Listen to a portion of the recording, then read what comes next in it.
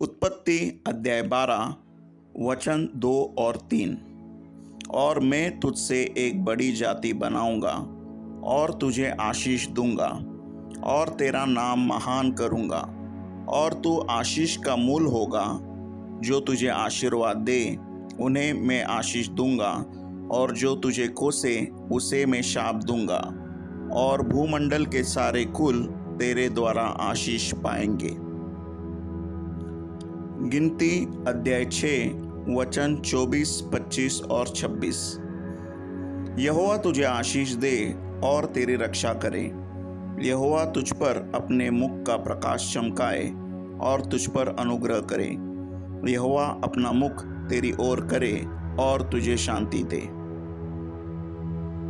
व्यवस्था विवरण अध्याय 28 वचन 12।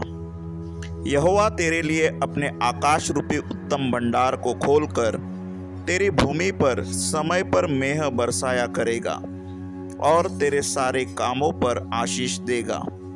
और तू बहुतेरी जातियों को उधार देगा, परंतु किसी से तुझे उधार लेना न पड़ेगा। यहोशू अध्याय 1 वचन 8।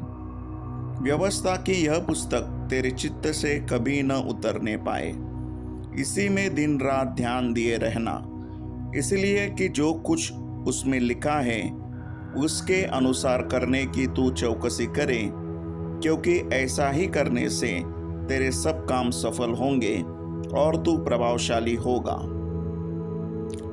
भजन संहिता अध्याय 1 वचन 1, 2 और 3। क्या ही धन्य है वह पुरुष जो दुष्टों की युक्ति पर नहीं चलता और न पापियों के मार्ग में खड़ा होता और न ठट्ठा करने वालों की मंडली में बैठता है, परंतु वह तो यहोवा की व्यवस्था से प्रसन्न रहता और उसकी व्यवस्था पर रात दिन ध्यान करता रहता है।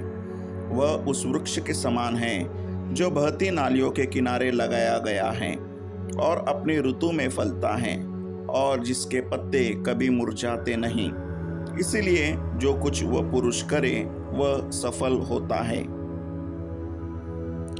नीति वचन अध्याय 3 वचन 9 और 10। अपनी संपत्ति के द्वारा और अपनी भूमि की सारी पहली उपज दे देकर यहोवा की प्रतिष्ठा करना। इस प्रकार तेरे खत्ते भरे पूरे रहेंगे और तेरे रसकुंडों से नया दाखमधु उमड़ता रहेगा। योएल अध्याय 2 वचन 24, 25 और 26। तब खलियान अन्न से भर जाएंगे और रसकुंड नए दाखमधु और ताजे तेल से उमड़ेंगे। जिन वर्षों की उपज अरबे नामक टिड्डियों और येलेक और हासिल ने और गाजाम नामक टिड्डियों ने अर्थात मेरे बड़े दल ने, जिसको मैंने तुम्हारे बीच भेजा, खा ली थी, मैं उसकी हानि तुमको भर दूंगा।